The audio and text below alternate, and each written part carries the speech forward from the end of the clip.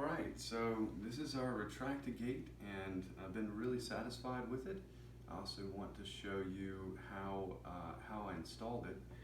So it's locked right now. Let me unlock it. Let's see how we get in here. Over here, I just screwed in the two brackets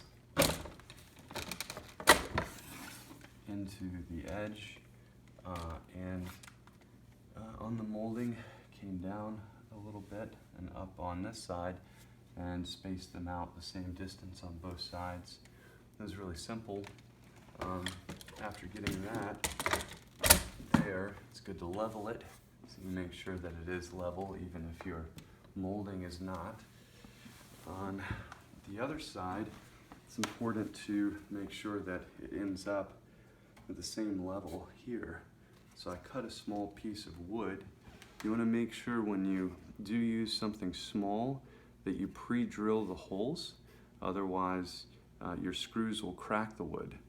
So I just cut a small piece of molding and then sanded the edges so it wouldn't have any sharp corners, and screwed it into the post here, and that lines up perfectly on both sides. And here, it's been really sturdy installation where it's perfect for us.